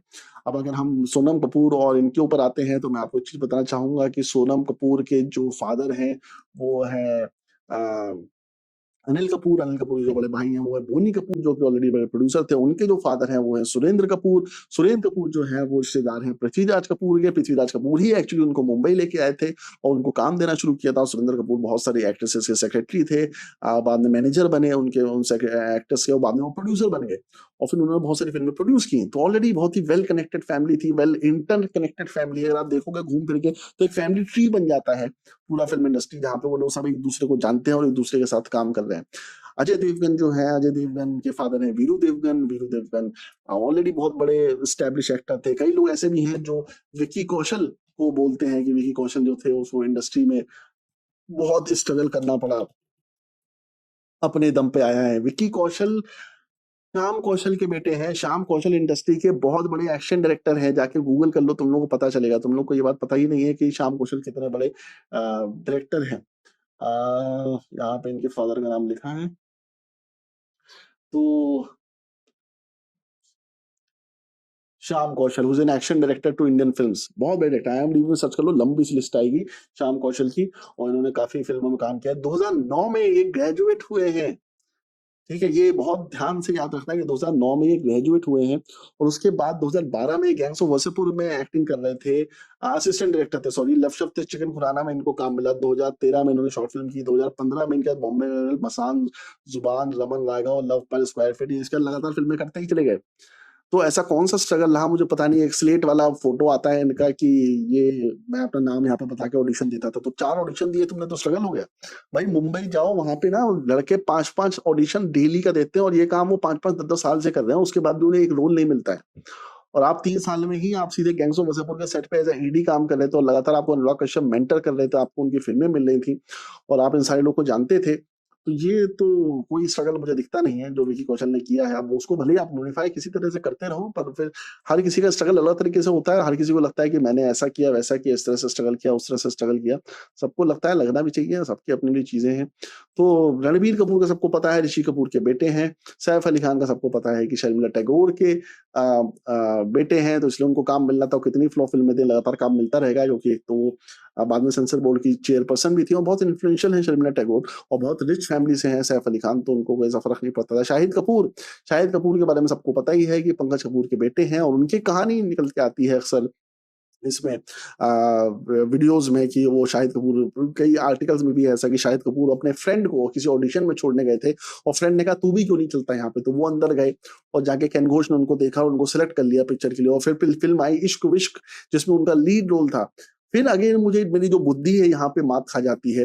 जैसा कि गंगा जमुना देवगन ने बोला है कि मैं ये फाइलें देखता हूँ तो मुझे लगता है कि तुम बहुत अच्छे पुलिस वाले हो, पर जब मैं इस तरफ की फाइलें देखता हूँ तो फिर मेरा बुद्धि धोखा खाती है। तो जब मैं एविडेंस देखता हूँ तो मुझे समझ में नहीं आता कि इतने सारे लोगों का ऑडिशन होने के बाद जिस बच्चे के अंदर वो टैलेंट दिखता है वो वही क्यों होता है जो किसी स्टार का बेटा होता है, या किसी एक्टर का बेटा होता है, या कोई वेल कनेक्टेड होता है। इतने सारे ऑडिशन करने के बाद आशिकी 2 में आप आदित्य रॉय कपूर को ही लेते हो, जो कि यूटीवी के सीईओ का भाई है। मतलब कुछ लॉजिक समझ में नहीं आता ना कि मतलब कैसे आप चल रहे हो। आदित्य रॉय कपूर की आशिकी 2 के अलावा सारी फिल्में फ्लॉप हैं, उसके बाद भी वो लगातार बिग बजट की फिल्में करता जा रहा है। संजना सांघी एक बहुत बड़े रिच एक्सक्लूसिव बिजनेसमैन की बेटी है। मुझे किसी ने बताया था उनके बारे में, संजना सांघी जो है वो किसकी बेटी है, अभी मुझे ऐसे याद नहीं है।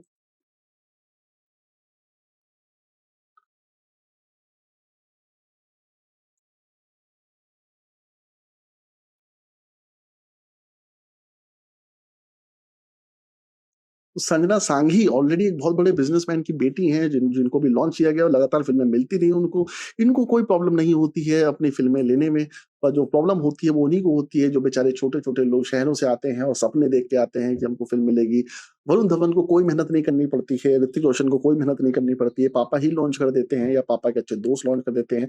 वरुण धवन के साथ एक और लड़का आया था स्टूडेंट ऑफ द ईयर में, इसका नाम है सिद्धार्थ मल्होत्रा, और वो कितना भी डिनाई करें ये चीज़ डिनाई नहीं हो सकती है कि आप एक तो धर्मा कैंप में हो। मनीष मल्होत्रा, अब वो बार-बार डिनाई करते हैं कि मनीष मल्होत्रा से मेरा कोई रिश्ता नहीं है, पर मनीष मल्होत्रा का एक कज़न है पुनीत मल्होत्रा, जो ऑलरेडी धर्मा में काम कर रहा है और एज़ अ डायरेक्टर काम कर रहा है। आई हेट लव स्टोरीज़ उन्होंने ही बनाई है पुनीत मल्होत्रा ने, जो मनीष मल्होत्रा के रिश्तेदार हैं। और क्या चांसेस है, ये बार-बार डिनाई करते हैं इस चीज़ को, पर आप एक चीज़ सोचो, सिद्धार्थ मल्होत्रा की शक्ल तक मनीष मल्होत्रा से मिलती है, सरनेम तक मनीष मल्होत्रा से मिलता है, और एक ही जगह पे काम कर रहे हैं। मतलब धर्मा ही इनको प्रमोट करता है। धर्मा ही पुनीत मल्होत्रा को काम देता है, धर्मा ही सिद्धार्थ मल्होत्रा को काम देता है, धर्मा ही मनीष मल्होत्रा को काम देता है। तो ये बड़ा अजीब-सी चीज़ है। और दूसरी चीज़ एक और समझ में आती है कि आप जाते हो मुंबई, आप रिच बिज़नेसमैन दिल्ली के बोलते हो, मैं दिल्ली का हूँ, रिच बिज़नेसमैन के बेटे हो, और मुंबई जाते हो, और मुंबई जाते ही आपको धर्मा में सीधे एडी का काम मिल जाता है। अगर आप धर्मा गए हो, जैसे मैं भी गया हूँ धर्मा, यशराज, एक्सेल सब जगह गया हूँ, वहाँ पे जाके अगर आप किसी भी एडी से बात करोगे, वो पता चलेगा किसी ना किसी बड़े डायरेक्टर का बेटा है, किसी रिश्तेदार का साला है, किसी एक्टर का साला है, किसी एक्टर की बहन का लड़का है। ऐसे ही सब लोग वहाँ पे भरे हुए हैं। कोई भी ऐसे नहीं आता कि रिज्यूमे डाला और आपको अंदर ले लिया। आप रिज्यूमे डालो, रिसेप्शन से ही भगा देंगे, वो रिज्यूमे आपका वेस्ट जाएगा। बल्कि आजकल तो रिज्यूमे भी नहीं लेते, कचरा होता है उनके, लोग कहते हैं मेल कर दो। उन्होंने एक मेल आईडी बना रखी है हर वेबसाइट पे, ताकि वो जो चूतिए बच्चे मेल करते रहते हैं उनका मेल आता रहे, उसको हम इग्नोर करते रहें उसके लिए, ताकि वो परेशान ना करें फोन कर करके। तो उनको बोल दो मेल कर दो। मेल करके उनको दिल की तसल्ली मिल जाती है कि हमने मेल कर दिया, कभी कुछ आएगा तो हम तुमको बताएंगे, पर कभी कोई फोन कॉल नहीं आएगा। ये सच्चाई है, क्योंकि उनके पास कमी नहीं है ना, बहुत लोग हैं काम करने के लिए, as AD, as an actor, बहुत लोग हैं। तो सिद्धार्थ मल्होत्रा सीधे आते हैं और उनको माय नेम इज खान में असिस्टेंट डायरेक्टर का काम मिल जाता है। वो भी शाहरुख खान की फिल्म है, वो भी इतने बड़े बजट की फिल्म है। अपने आप जहाँ पे काम ही नहीं मिलता, आप मेरी बात नहीं मानते हो मत मानो, आप जाके धर्मा में अप्लाई करो। अब अप्लाई करके देखो, आपको काम मिल जाए तो आप बताना, ठीक है। तो नहीं होता वहां पे वैसा, और उसके बाद आपको सीधे लॉन्च कर दिया जाता है as a lead actor in Student of the Year. या भाई साहब, कोई लॉजिक बनता है इस चीज का? होता मेरी बात है आपको ना समझ में आ रही हो, पर समझ में आएंगे, समझ साथ में। कार्तिक आर्यन है, कार्तिक आर्यन बोलते हैं कि भैया मैं तो बीएमएस की पढ़ाई, बीएचएमएस की आयुर्वेदिक की पढ़ाई कर रहा था, और मेरा फेसबुक में मुझे लव रंजन ने, मैंने कांटेक्ट किया और उन्होंने बात हुई, उन्होंने मुझे रोल दे दिया। अब जो लव के प्यार का पंचनामा में दूसरे एक्टर भी हैं, उसमें दिव्यांदु तो खैर एफटीआई से, पर एक और एक्टर है उसमें जो अ, बैठा रहता है अक्सर, लंबे घुंघराले बालों वाला, नाम मुझे नहीं पता, मुझे जानने की इच्छा भी नहीं है। तो वो तो एक्टिंग भी नहीं कर पाता है, उसको क्यों लिया? अब प्यार का पंचनामा प्रोड्यूस किसने की थी? प्यार का पंचनामा प्रोड्यूस की थी अभिषेक पाठक ने। अभिषेक पाठक कौन है? कुमार मंगत पाठक के बेटे हैं। कुमार मंगत पाठक कौन है? वो अजय देवगन के सेक्रेटरी हैं। Well connected love Ranjan New York से फिल्म की स्टडीज करके आए थे, दोनों दोस्त थे, उन्होंने फिल्म बनाने की सोची। तो फिल्म अगर बनाने की सोच रहे हैं और पहली फिल्म बना रहे हो, पैसा लगा रहे हैं इतना सारा, तो ऐसे तो रैंडमली लगा नहीं देंगे। और अपना पैसा क्यों लगाएंगे, तो जाहिर सी बात है पैसा इकट्ठा किया गया होगा। तो मुझे पूरा भरोसा है कि एक्टर्स ने पैसा दिया है, कार्तिक आर्यन ने कहीं ना कहीं पैसा दिया होगा, सिर्फ टैलेंट के बेसिस पे। मैं ये अगेन निगेटिव करने के लिए नहीं बोल रहा हूँ, हो सकता है ऐसा ना हो, मैं तो मानता हूँ कि अच्छी चीज ही होगी, कार्तिक आर्यन को सेलेक्ट किया गया उनके टैलेंट के बेसिस पे। पर क्या वो इतने अच्छे थे? क्या कोई और एक्टर इंडस्ट्री का वो काम नहीं कर सकता था? क्या कोई और मझा हुआ एक्टर किसी फिल्म इंस्टीट्यूट से या किसी एफटीआई से काम नहीं कर सकता था वैसा? या एक्टर्स खत्म हो गए थे कि उनको फेसबुक में ऑडिशन करने पड़े? अगर वो मुंबई में रैंडम ऑडिशन करते तो क्या लोग नहीं मिलते? क्या ऐसे लोग जो ऑलरेडी काम कर चुके हैं वो गलत थे काम करने के लिए? आपको नया फेस चाहिए था, तो नए फेस तो भरे हुए हैं मुंबई इंडस्ट्री में, क्यों नहीं आप उनको ले सकते थे? संजय दत्त के बारे में सबको पता है कि वो सुनील दत्त के बेटे हैं, अभिषेक बच्चन के बारे में पता है कि अमिताभ बच्चन के बेटे हैं, इमरान हाशमी के बारे में भी अक्सर लोग मुझसे बोलते हैं कि इमरान हाशमी एक बहुत अच्छे एक्टर है, अपने दम पे आए हैं। तो उनके बारे में आपको कुछ बताना चाहता हूँ कि इमरान हाशमी जो है वो बेसिकली महेश भट्ट के रिश्तेदार है। और रिश्तेदार कैसे है, क्योंकि इमरान हाशमी की जो मम्मी है और महेश भट्ट और मुकेश भट्ट की जो मम्मी है वो दोनों बहनें हैं। तो महेश भट्ट की जो मम्मी है वो इमरान हाशमी की मौसी है।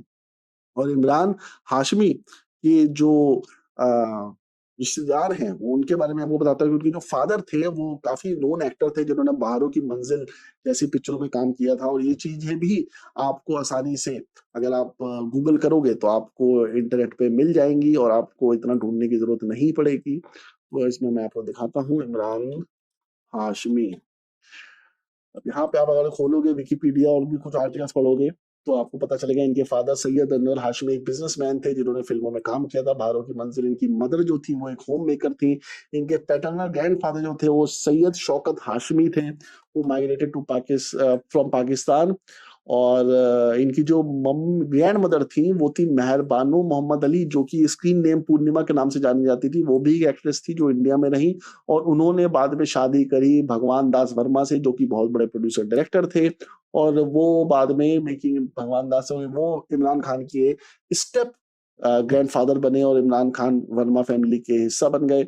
और Imran is also part of the Bhatt family because Mehrbano was the sister of Shirin Mohammad Ali, the mother of Mahesh Bhatt and Mukesh Bhatt, जैसा कि मैं आपको पहले बता चुका हूँ, जो उनके अंकल बन गए। Imran Hashmi is the cousin of Mohit Suri. अब बताने की जरूरत मुझे लगता है इससे ज्यादा नहीं है ये समझने के लिए कि इमरान हाशमी कितने वेल कनेक्टेड थे फिल्म इंडस्ट्री में। तो अगर आपको फिल्म इंडस्ट्री में कुछ भी नॉर्मल अपना ऑकवर्ड सा होते दिख रहा है ना, तो आप अपने कान खड़े कर लो कि भैया वो नॉर्मल नहीं है। एकदम से कोई आदमी फुटपाथ जैसी पिक्चर में, जो कि बड़े बजट की पिक्चर है, विक्रम भट्ट उसको डायरेक्ट कर रहे हैं, आफ्ताब सिद्दीकी है उसमें जो उसने एक अच्छे स्टार से माना जाता था, उसको लॉन्च कर रहे हैं, उसमें एक अच्छा रोल दिया जा रहा है। तो रैंडमली नहीं होगा। फिर मर्डर पिक्चर में एक अच्छा रोल मिला उनको और वो लीड रोल था उसमें और वो स्टार बने। तो वैसी ही कहानियां सब चलती रहती हैं।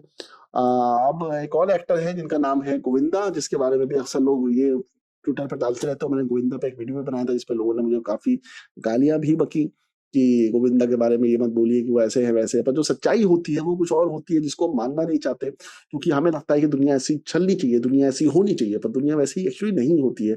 तो गोविंदा जो है वो बेसिकली अरुण आहूजा के बेटे हैं, जो कि बहुत लंबे टाइम तक एक्टर रहे। बाद में उन्होंने एक फिल्म बनाई जो कि फ्लॉप हो गई, जिसकी वजह से इनको अपने बंगलो से, जो कि मुंबई में था, उससे शिफ्ट होना पड़ा विरार, जो कि बड़ी फेमस स्टोरी है कि वो विरार के छोकरे। गोविंदा की मम्मी जिसको बहुत मानते हैं वो निर्मला देवी है, जो कि सिंगर एक्ट्रेस थी। अगेन सारे कनेक्शंस थे इन लोगों के, सबको जानते थे। डिस्को डांसर देखने के बाद गोविंदा थोड़े से इंस्पायर हुए थे और उन्होंने डांस करना शुरू किया और डांस की वीडियोस बनाया वीएचएस कैसेट्स में, क्योंकि जाके प्रोडक्शन हाउसेस को दे के आते थे। अब अगर आपको वीएचएस कैसेट्स के बारे में नहीं पता है, तो ये कैसेट्स होते थे जो वीसीआर में चलाए जाते थे। अगर आपको वीसीआर के बारे में नहीं पता है तो फिर अभी मैं क्या बताऊं, कैसेट्स होते थे जिसको चलाने के लिए वीसीआर का इस्तेमाल करते थे। तो वीसीआर जो होते थे वो बहुत एक्सपेंसिव होते थे, और 1991 अकीड इकोनॉमिक रिफॉर्म से पहले उन सब के ऊपर 300% की ड्यूटी पड़ती थी। मतलब कि अगर कोई वीसीआर यूएस में आपको $100 का मिलता है, तो इंडिया में आते आते वो चीज हो जाएगी करीब करीब $300 की। तो आपको ज्यादा रेट पे मिलेगी। तो आप समझ सकते हो कि कैसे चीजें चलती थी। मतलब उस टाइम पे 1980s की शुरुआत में इनके पास अपना वीएचएस होता था जिसमें वो रिकॉर्डिंग करवाते थे और उसके बाद वो कैसेट डिस्ट्रीब्यूट करते थे। देखिए कैसेट बहुत महंगा आता है, जब तक आपके पैसे नहीं होंगे तो आप ये काम भी नहीं कर पाओगे। एक आम आदमी सीडी, एक लड़के वहाँ पे मैं मुंबई में देखता था, यूएसबी देने में उनकी फटती है, मतलब 300-400 रुपए की यूएसबी खरीद के देने में दे नहीं पाते हैं, सीडी नहीं खरीद पाते हैं, ऐसे-ऐसे स्ट्रगलर देखे मैंने। तो मुझे जब ऐसी स्ट्रगल की कहानी सुनता हूँ ना कि राजेश खन्ना कार में, अपने कन्वर्टेबल कार में जो ओपन होती है ऊपर से, उसमें स्ट्रगल करते थे, उसमें घूम-घूम के ऑडिशन देने के लिए जाते थे। तो मुझे लगता है बड़ा ही कंफर्टेबल स्ट्रगल है, जो कि जो स्ट्रगल मैंने देखा है ना बच्चों का, जो बिहार से आते हैं, उड़ीसा से आते हैं, बंगाल से आते हैं, और वो स्ट्रगल करते हैं वहाँ पे और तरीके खोजते हैं कि किस तरह से एक्टिंग करें, ये करें, वो इंस्टीट्यूट ज्वाइन करते हैं, हर एक चीज ट्राई करते हैं। और सब कुछ होने के बावजूद उनको वो सक्सेस नहीं मिलती जो इन लोगों को मिलती है, और उसके बाद ये लोग सोचते हैं कि ये जो चीजें हुई हैं, ये अ, शायद इनके टैलेंट की वजह से हुई है। वो बार-बार उस एक्स फैक्टर को ये लोग बोल देते हैं कि टैलेंट है, टैलेंट है। टैलेंट तो बहुत लोगों में है यार, पर टैलेंट दिखाने का मौका ही नहीं मिलेगा तो आप कैसे आगे बढ़ोगे? गोविंदा के जो भाई हैं कीर्ति कुमार, वो एक डायरेक्टर हैं जिन्होंने हत्या करके फिल्म बनाई थी, जिसमें गोविंदा ने काम किया था, वो बहुत बड़ी हिट भी हुई थी उस टाइम पे। गोविंदा ने लव 86, अगेन गोविंदा की एक और चीज आप देखो, गोविंदा ने किसी फिल्म में शुरुआत में सपोर्टिंग में काम ही नहीं किया, छोटे छोटे रोल ही नहीं किए, गोविंदा सीधे लीड एक्टर बन गए। पर अब अगर हम बात करें यही तो मनोज वाजपेयी की, जो कि मुझे लगता है कि बहुत कमाल के एक्टर है, 10-15 साल उन्होंने दिए हैं। इरफान खान 10-15 साल दिए हैं, एनएसडी किया है, थिएटर किया है, छोटे छोटे रोल करते करते आगे बढ़े। और जब इरफान खान टॉप पे पहुंचे, पीकू जैसी फिल्में कर रहे थे दीपिका पादुकोणे के अगेंस्ट, एक सेलेबल स्टार बन गए थे, उनके नाम पे पिक्चरें बिक रही थी। और जज्बा जैसी फिल्म कर रहे थे ऐश्वर्या राय के अगेंस्ट, मतलब इरफान खान को देखने के लिए लोग हॉल में चले जाते थे। ये लेवल आ रहा था तो उनकी डेथ हो गई। सबसे दुख की बात, जो सबसे ज्यादा दुख हुआ किसी एक्टर की डेथ पे, तो आई थिंक सुशांत के बाद सबसे ज्यादा दुख लोगों को इरफान खान की डेथ पे ही हुआ। सुशांत का डेथ तो शॉकिंग था क्योंकि वो बहुत यंग थे, अभी उनका बहुत फ्यूचर बाकी था, और बड़ी मिस्टीरियस डेथ हुई थी, इसलिए बहुत कंट्रोवर्सी हुई। पर जो दुख हुआ है एक्चुअली, वो मेरे ख्याल से इरफान खान के नाम पे ही हुआ है। और इरफान खान वो एक्टर है कि अगर आप अभी भी दिल्ली के सर्किट में जाओगे, आप थिएटर में जाओगे, तो वहां जाके आप देखोगे कि इरफान खान को लोग अभी भी आ, भगवान की तरह ट्रीट करते हैं, एक भगवान एक्टर की तरह ट्रीट करते हैं। मतलब कि इतना नाम चलता है, उनकी कहानियां चलती हैं वहां पे, मतलब वो उस टाइम में अच्छे एक्टर थे। तो इतने अच्छे एक्टर को भी काम मिलने में इतना टाइम लगा, मतलब छोटे छोटे रोल करते रहे वो फिल्मों में, शोज में, टीवी शोज किया, उसके बाद जाने का सोचा था वापस, वही काम मिल नहीं रहा था। इन एक्टर्स को जिनको कोई एक्सपीरियंस नहीं था, इनके अंदर इन सारे डायरेक्टर्स को कुछ दिख जाता था। पर ये जो एक्टर बेचारे एनएसडी करके आते हैं, एफटीआई करके आते हैं, सालों घिस के आते हैं, थिएटर करके आते हैं, सारी पर्सनैलिटी भी होती है, सब कुछ होता है, इसके अंदर आपको नहीं दिखता कुछ। सो बेसिकली फिल्म एक्टिंग जो है वो अपॉर्चुनिटी का गेम है, वो कनेक्शंस का गेम है, वो पैसों का गेम है। वो बिल्कुल भी इस चीज का गेम नहीं है कि आप बहुत टैलेंटेड हो जाओगे, आप मेहनत करते रहोगे। तो एक गरीब आदमी क्या करता है, वो ये करता है कि उसको लगता है कि शायद वो अच्छा नहीं है, तो वो बार वापस जाके बार बार मेहनत करने लगता है और चीजें सीखने लगता है। पर वो गलत है, वो आप उससे कुछ अचीव नहीं कर पाओगे। क्योंकि ये जो एक्टर्स हैं, ये कोई ऐसी खास मेहनत नहीं करता। आपको लगता है कपिल शर्मा घर आता हूँ, कपिल शर्मा का सेल्फ मेड आदमी है, बट कपिल शर्मा घर जाता हूँ कॉमेडी की प्रैक्टिस करता हूँ, नहीं, कुछ चीजें आपके अंदर इनहेरेंट होती हैं, आप करते हो, आप वो चीजें होने लग जाती है। और सच्चाई तो ये है कि दुनिया की, कि आप कुछ भी सीखने की जरूरत नहीं है, आप करते करते सीखते हो। अगर आप कर्म करते रहते हो, आप काम करते रहते हो, तो आप एनी सक्सेसफुल हो ही जाओगे। तो इन सारी चीजों का मकसद ये था बताने का कि जो भ्रम है ना अपने दिमाग से, ये सारे निकाल दो कि मैं ये करूंगा तो मैं रणवीर सिंह बन जाऊंगा, वो करूंगा तो ये बन जाऊंगा। ये सब गलत है। अनुष्का शर्मा ने बैंड बजा बारात के 2-3 साल बाद ही अपनी रेंज रोवर खरीदी। रेंज रोवर करोड़ों की गाड़ी है, इतना पैसा कमा लिया था। तो कार, जब मैं कार की बात करता हूँ तो कार आदमी तब खरीदता है जब वो ऑलरेडी सिक्योर्ड है, मतलब उसके पास 10-15 करोड़ अकाउंट में पड़े हुए हैं कि उसने घर खरीद लिया, सब कुछ खरीद लिया। वो लास्ट है कि चलो आप कार खरीद लेते हैं, अच्छी कार खरीद लेते हैं। और कार में भी आप अय्याशी करते हो कि आप महंगी कार खरीदते हो। तो अनुष्का शर्मा किसी एक इंटरव्यू में बोलती है, शायद जब तक है जान, या लेडीज वर्सेस विक्की बहल का लाइव टेलीकास्ट था, उसमें उन्होंने बोला था कि मुझे एसयूवीज का शौक है। आप फिर सोचो, अनुष्का शर्मा को यश चोपड़ा, एक जैसे आदित्य चोपड़ा एकदम से कैसे लॉन्च कर देगा, क्यों लॉन्च कर देगा? अब उसकी क्या हिस्ट्री है वो मुझे पता नहीं, क्योंकि अनुष्का शर्मा कोई ऐसी नहीं है कि उनके बारे में लोगों ने बहुत रिसर्च करके नेट पे डाला हो। और मैं ऐसी कोई बात नहीं बताना चाहता आपको, जो मुंबई मैंने सुनी है, ये हजारों ऐसी कहानियां हैं जो अनुष्का शर्मा कैसे लॉन्च हुई उसकी हैं। पर क्यों पढ़ना उस सब चीजों में। पर सच्चाई ये है कि जब आप कोई ऐसी चीज देखते हो जो नॉर्मल कोर्स ऑफ एक्शन से अलग होती है, तो आपका दिमाग चलता है कि ऐसा कैसे हुआ। तो आप उसको क्या करते हो, आप टैलेंट से एट्रीब्यूट कर देते हो, चार्ज से, लक से एट्रीब्यूट कर देते हो। पर एक्चुअली क्या, कभी सोचो आपके साथ ऐसा कभी कुछ हुआ है कि रैंडमली किसी ने आपको देखा हो, बोला कि यार ये बंदा बहुत टैलेंटेड है, यार ये बंदे को मेरे को काम करना है, यार ऐसा कुछ करना है, आपने बार बार अप्लाई किया है, आपने बार बार मेहनत की है, तब जाकर आपको चीजें मिली है। तो ये सारे कोइंसिडेंसेस सेलिब्रिटी के साथ ही क्यों होते हैं? क्यों नहीं एक आम आदमी के साथ होता है? क्यों नहीं एक टेक्निकल डेवलपर के साथ होते हैं? बिल गेट्स किसी को देखता है और बोलता है ये बंदा सही लग रहा है, मैं इसको टॉप कोडर बनाऊंगा। स्टीव जॉब्स किसी को देखता है, ये बंदा सही लग रहा है, इसको मैं सीईओ बनाऊंगा। क्यों वहां पे 20-20 साल मेहनत करने के बाद लोग सीईओ बनते हैं? क्यों किसी और फील्ड में ऐसा नहीं होता है, कोई किसी को देखता है और किसी को काम दे देता है? ये इसी फील्ड में ऐसी भ्रांतियां क्यों फैलाई हुई हैं, इसी फील्ड में ऐसी चीजें क्यों फैलाई हुई हैं? वो इसलिए क्योंकि वो आपको सपना बेचते हैं कि आप आओ यहाँ पे। वो इसलिए भी है क्योंकि वो अपने आप को दिखाना चाहते हैं कि हम कितने महान हैं, कि हमने हमने सेल्फ मेड मैन है, हमने अपने दम पे कुछ किया, हमने कितना स्ट्रगल किया है। ये कहानियां क्यों हर एक्टर के पास होती हैं कि हमने रोड पे सोए हैं, हम स्टेशन पे सोए हैं, हमारे पास पैसे नहीं थे जब हम मुंबई आए थे। क्यों ऐसा कोई एक्टर नहीं बोलता कि मेरे बहुत पैसे थे जब मैं मुंबई आया था, मैंने तो कंफर्टेबली चीजें कर ली? क्योंकि वो सुनने से आप कभी भी उसको एडमायर नहीं करोगे। तो उसको आपका एडमिरेशन चाहिए। एडमिरेशन तभी आता है जब आप स्टोरी में ड्रामेटिक इफेक्ट्स क्रिएट करो, और ड्रामेटिक इफेक्ट्स क्रिएट करने के लिए आपको चीजें बोलनी पड़ती है। कृति सेनन आती है, कृति सेनन को महेश बाबू जैसे टॉप एक्टर के आगे 1 नैनो का देन जैसी टॉप पिक्चर मिल जाती है।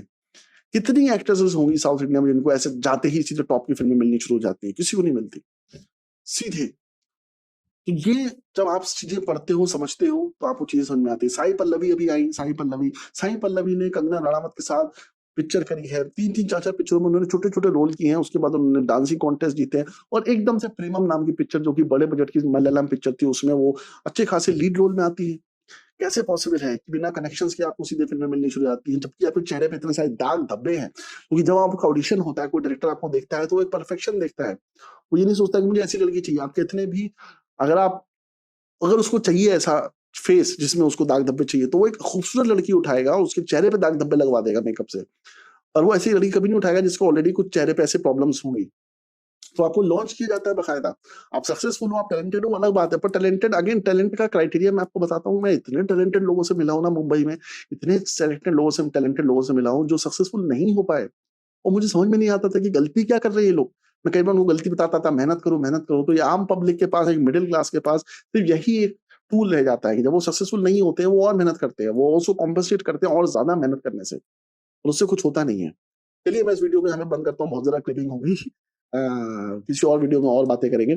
बट अगर आपको लगता है कि वीडियो सही है तो प्लीज कमेंट बॉक्स में बताइए, और कुछ लिखना है तो उसके बारे में बताइए, और किसी और चीज पे वीडियो बनवाना चाहते हैं तो उसके बारे में बताइए, और एक्टर्स को मोटिवेट करने के लिए भी मैं एक वीडियो बनाऊंगा। तो मुझे लगता है काफी लोग डिमोटिवेट हो गए होंगे वीडियो देखकर। मिलते हैं जल्दी नेक्स्ट ब्लॉग में। Bye bye.